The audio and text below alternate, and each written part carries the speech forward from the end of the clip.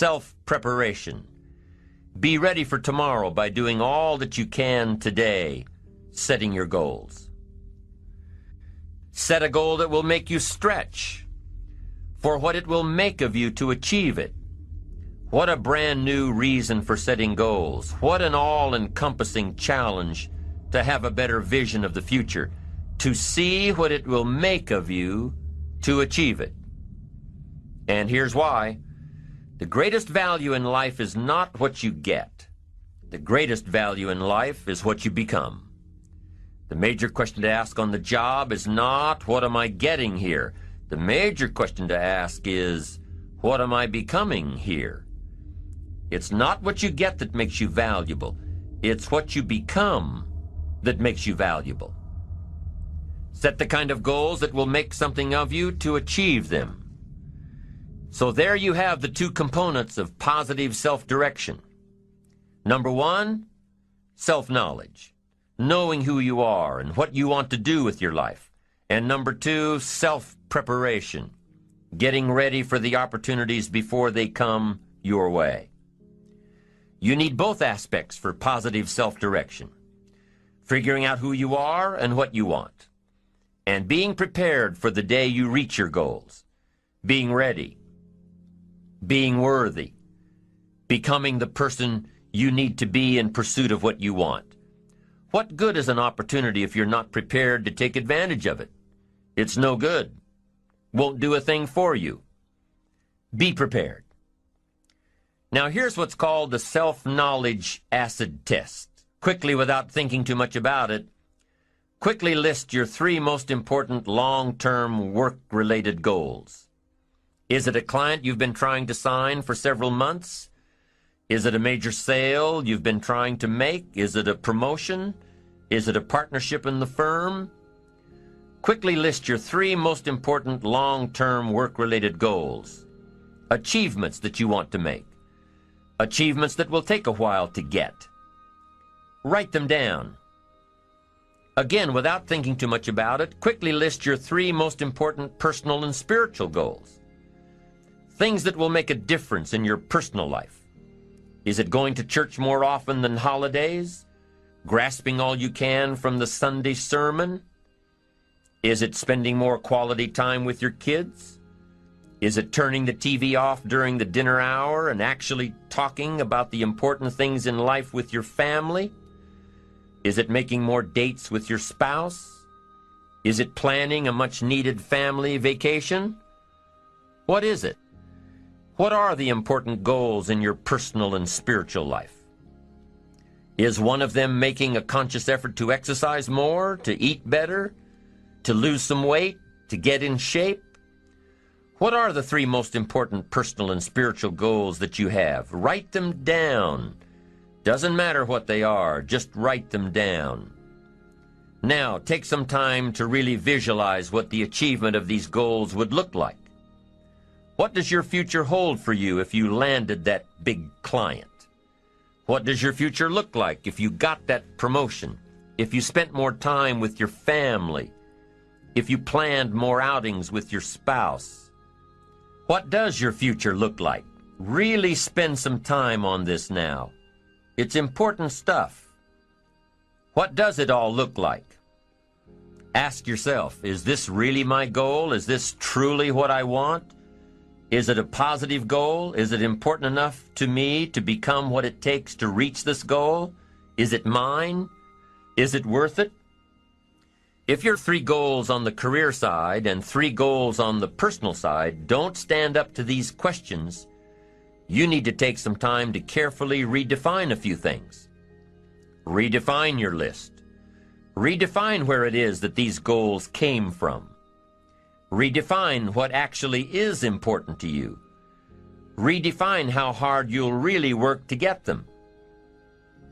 Now, there are two parts to this goal setting and redefining process. There's two parts. Number one, don't set your goals too low. An interesting thing that we teach in leadership, don't join an easy crowd. You won't grow. Go where the expectations are high. Go where the demands are high.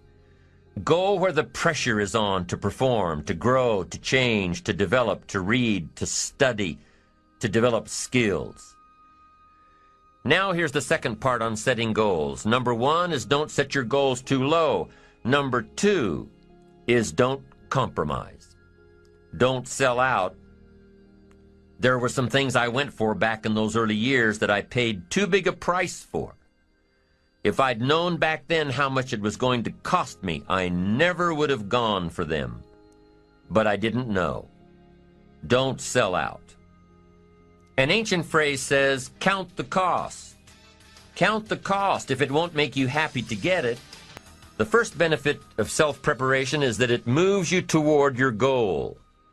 You've already got it in mind. You know where you want to go. You're getting ready for it. You're doing all the things you're supposed to do. And by getting ready to achieve your goals, you're moving closer to your goals. That's how it works. The second major benefit to self-preparation is that it refuels your ambition. Your activity refuels your ambition. The things that you are doing today are getting you ready for tomorrow. It's exciting. You know that you're getting closer every day. Ambition must be kept alive, be kept active, must continue to move forward. Otherwise, you're just daydreaming. You must keep active, keep moving forward so your ambition can fuel you, motivate you, get you where you want to be. Self-preparation. The benefits are, number 1, it moves you toward your goals, and number 2, it refuels your ambition. Be prepared. Get ready. This method of self-preparation involves 3 steps. Step 1. Carefully consider where the next opportunity for reaching your goal will originate. Where will it come from? Will it come from networking with your colleagues? Will it come from reading the last book that you bought? The book that's still sitting on your shelf waiting to give you some answers? Will it come from you taking the time to think it out? Where will it come from? The next opportunity that will push you forward. If you don't know, here's what you have to do. For each major goal of yours, the top priorities on your list, for each of these, take out a separate piece of paper, 1 single sheet per major goal, write down your goal at the top, and start listing all reasonable resources. Write down every possible place that you could find the opportunity to achieve this goal. And with each resource, classify them. Ask yourself, is this resource a sure thing? A good bet? About even chances? Unlikely? A long shot? Ask yourself these questions and classify all of the resources you have written down. That's the first step. The second step in this method of self-preparation is to make sure you know what you need to do to be prepared for your opportunities. Take your sure things first. Figure out what you need to do to be prepared when they happen. Break down your preparation into concrete steps. Make sure that you know exactly what you have to do to take advantage of the opportunity when it comes your way. Let's say that one of the top priorities on your career list of goals is to get this new client. Let's take it 1 step further to say that on your resource list for this goal is to have a lunch meeting with a friend who just happens to be the mentor of the client you're going after. Is this friend of yours a sure bet on your resource list? Well, let's say he is. I mean, you know this guy is a tremendous consulting source for the client you want. The client you want really listens to the opinions and advice of your friend. So you're getting ready to have lunch with your friend. What do? You've got to make sure that you're up on all the knowledge and the industry data that will impress your friend. Make him realize that he knows someone who could benefit from your knowledge and your vitality and your spirit and your experience. Impress him. Impress him so much that he goes back to his friend, the client you're after, and tells this prospective client of yours that he needs to do business with you. Be prepared. Go through your entire list of goals and resources and classify them. Break each resource into concrete steps of preparation. Start by working on the sure bets first, and then move down the line. The long shots will come through every so often, but start with the resources that will serve you best now. Get ready for the opportunities before they come your way. Step 3 in the self-preparation method is to do all you can to make each opportunity more likely to happen. After you've determined what you have to do to get ready, to be prepared, after you've determined this, see what you can do to expedite the process. What can you do to increase the likelihood of this opportunity? Go over it and over it and over it. Use these 3 methods again and again as you assess where you are now and where you have to go next to keep moving toward the achievements that are most important to you. Step 1, consider your resources. Step 2, determine what you have to do to get ready. Step 3, expedite the opportunities. And by the way, this method of self-preparation works wherever you are in your journey, whether you're close to your goals or whether you're just starting your journey of self-direction. This method works. Have working knowledge to draw from. Continually work on yourself in preparation of where you want to be. Build a reservoir of thoughts and ideas and philosophies and experiences that are your own. Build, grow, change, get ready, be prepared. Be prepared for a life worth living. Now here are the 4 ifs that make life worthwhile. Number 1, life is worthwhile if you learn. Nothing worse than being stupid. Life is worthwhile if you learn. Learn from your personal experiences. Learn from other people's experiences. Second, life is worthwhile if you try. Now you've got to take what you've learned and see if you can try your hand at it. Someone says, well, you can't try, you have to do. No, you have to try. I put the bar up 2 feet and asked the kids who can jump 2 feet. I can, some say. I can't, some say. I don't know, some say. How are you going to know? You don't. You've just got to try. Just back off and run at it. How are you going to know if you don't try? Now, what if you knock the bar down? Does that mean you can't jump 2 feet? No. You have to what? Try it again. Of course, you have to try. Try it another way, but try. Try your hand at it. When the record book on you is finished, let it show your wins and your losses, but don't let the record book show that you didn't try. Next, life is worthwhile if you stay. You've got to learn to stay. Now, you don't have to stay forever. Just stay till you see it through. A guy builds a foundation, and then he wanders off somewhere and builds another foundation. He's got these foundations scattered all across the country. I mean, no walls, no roofs, just a bunch of foundations. Not a good reputation. Stay. You don't have to stay forever. Just stay to finish something. Don't fall into the trap of less than refined sophistication. Stay till it's over. The 4th if that makes life worthwhile, 1 is if you learn, 2 is if you try, 3 is if you stay, and 4th if that makes life worthwhile is if you care. Caring is a unique human experience that is so vital and so powerful and so all-encompassing and so far-reaching. If you care at all, you'll get some results. If you care enough, you can get magnificent results. To lead a life worth living, you've got to learn, you've got to try, you've got to stay, and you've got to care. Develop your positive self-direction. Do these things we've discussed. Remember the 4 ifs, and you're on your way to building a life worth living. The second principle of building ambition is self-reliance. Number 1 is self-direction. Number 2 is self-reliance. Taking responsibility for your own life. Taking responsibility for whatever happens to you. Knowing that you have consciously made the decisions that are now affecting you. knowing that what is happening now, today, is the direct result of your activity, what you did yesterday. Self-reliance is basically counting on yourself. Now, being self-reliant doesn't mean you can't work with others or trust others. Self-reliance means counting on yourself, trusting yourself, being confident with yourself, being responsible to yourself, trusting your own instincts, trusting the conclusions that you have developed from your study of experiences and philosophies, taking the credit that is due you, learning from the mistakes that you have made, being self-reliant.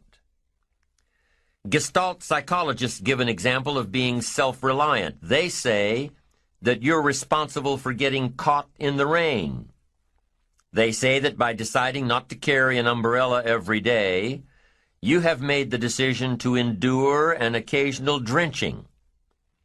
Translation: by not being prepared, you make the choice of getting caught in some of life's unpleasant circumstances. Be they rain, failures, economic losses, relationship losses, professional losses, personal losses. By not being prepared, thinking ahead, it's your choice. Now here's the other side of it. By being prepared, you increase your chances of success. You increase the likelihood.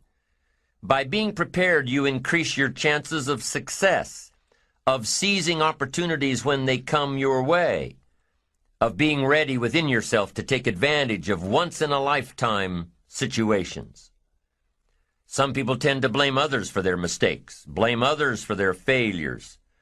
Somebody says, it's not my fault the report isn't done, so-and-so didn't do their part. Of course it's your fault. It's your report too. It's your responsibility to see that everyone you delegated work to does their part.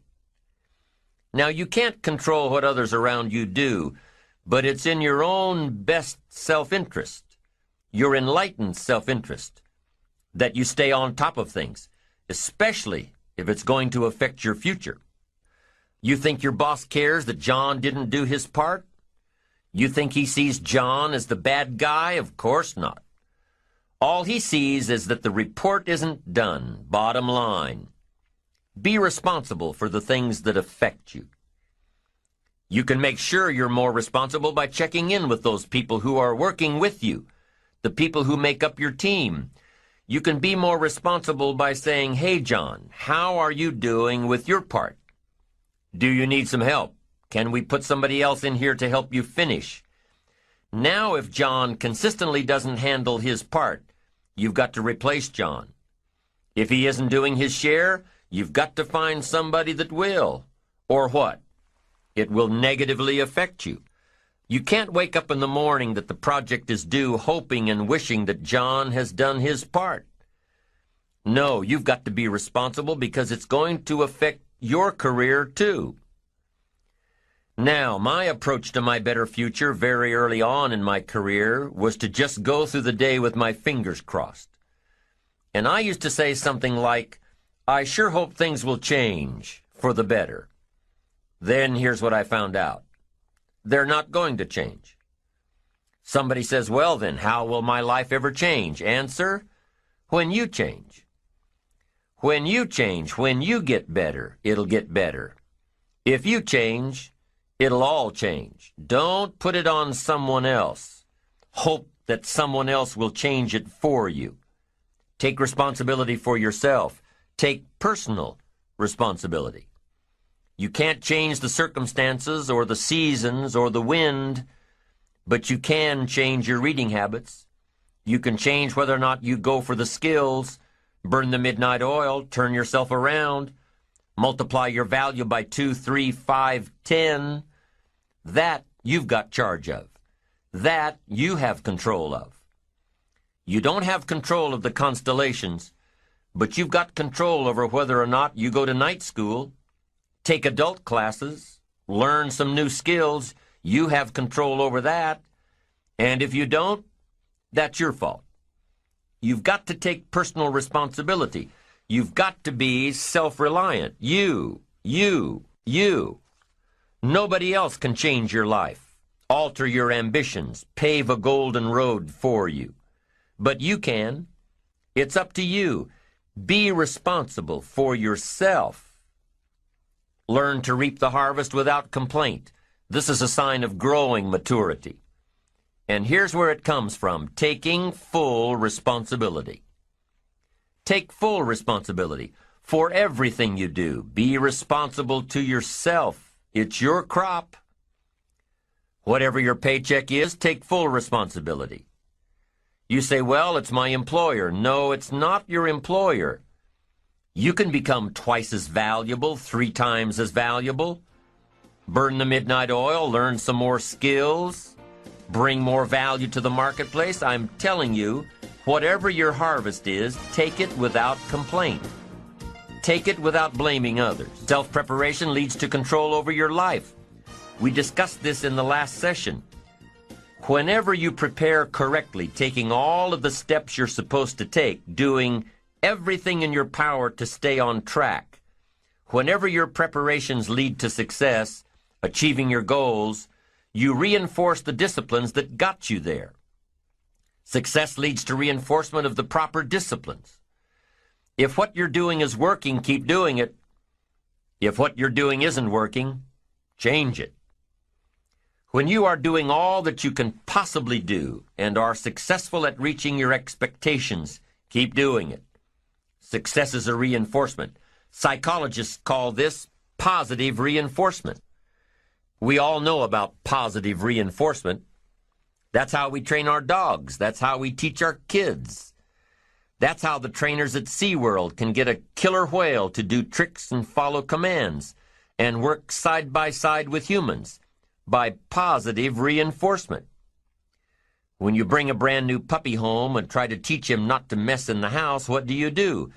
You reward him for going outside or scratching at the door. When you're trying to get your toddler out of the diaper stage, what do? You reward her with special presents, make her feel special for learning something new. When you're trying to get your older kids to crack the books and study, what do? You reward them when they get good grades. You teach them that the skills they are developing now will have great positive effects on their lives later. But you reward them now. This is positive reinforcement. Learning that there are rewards for doing something good, something worthwhile, something of value. The greater the value, the greater the reward. The better you do, the better your reward. The greater the value, the greater the reward. A bigger paycheck, a better house, financial freedom. It's all a reward system. Now, there are 2 major benefits of positive reinforcement. Number 1, positive reinforcement builds good habits. If what you are doing, the habits you've gotten into, are building your ambition and increasing your success, keep doing them. Your success is reaffirming that these habits are good. Your success tells you that you need to keep doing what you are doing. By reviewing these habits that bring on success, you reinforce them, give them sticking power. Now here's the other side. By reviewing your habits, what you do every day, by reviewing your habits, you may find out that some of them are inhibiting your success. You may find out that what you're doing every day is bad for you, or you may realize that you've gotten out of some very good habits. Somebody says, well, I've just gotten out of the habit of taking my daily walk around the block. Well, I guess you'll just have to get in the habit of being sick down the road. Somebody says, well, I used to read the books all the time. I've just gotten out of the habit. Then change it. Go back into your disciplines. If you've just gotten out of the habit, just get back into the habit. It's called discipline. If it doesn't work, don't do it any longer. You can keep your fingers crossed if you want to and hope that it'll all straighten out. You can wish for the wind not to blow quite as severely, to change in your favor, but we call that naive at best.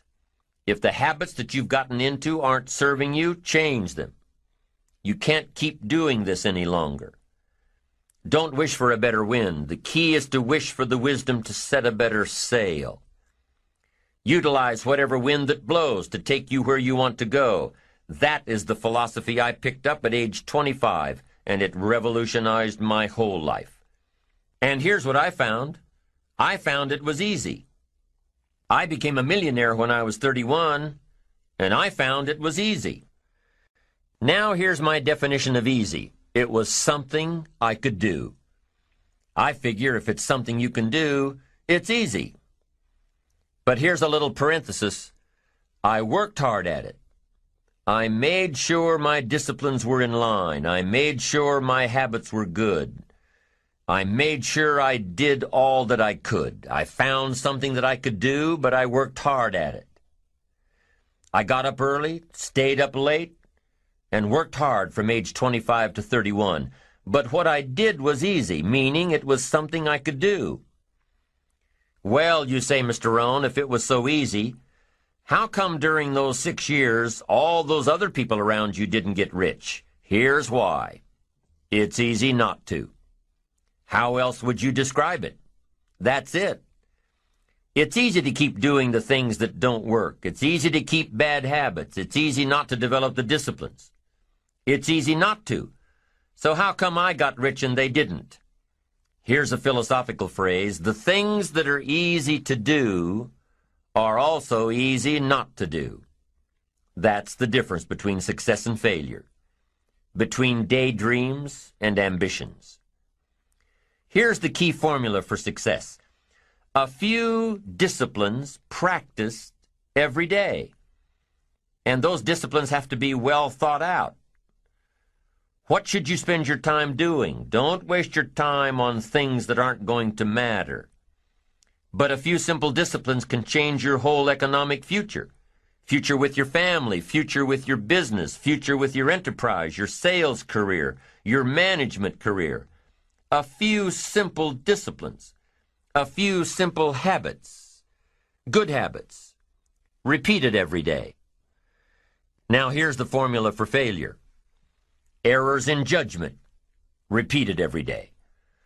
All you've got to do is to have a few errors in your judgment and repeat them every day. I'm telling you, they'll spin out of control in 10 years.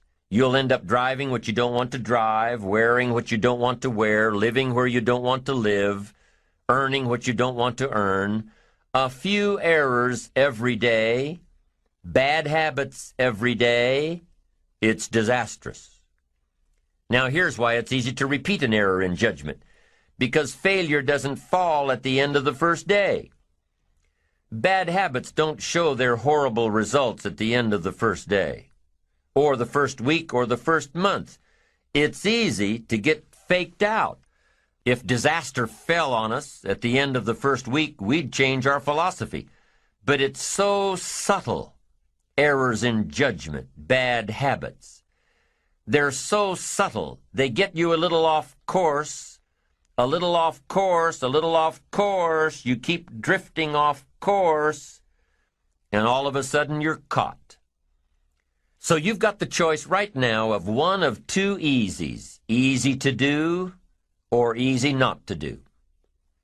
I can give you in one sentence how I got rich by the time I was 31. I did not neglect to do the easy things I could do for 6 years.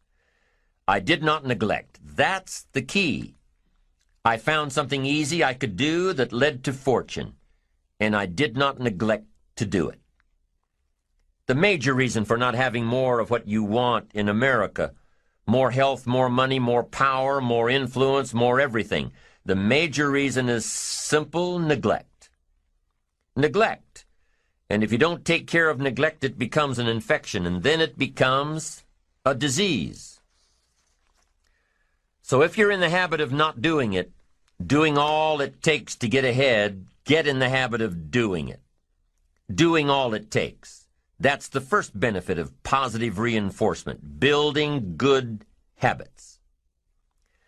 Now, the second benefit of positive reinforcement is that it creates the energy to fuel additional achievement.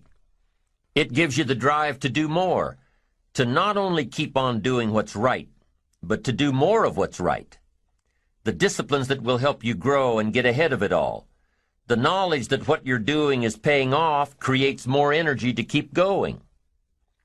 How easy is it to get up in the morning when you know you're not doing all that it takes?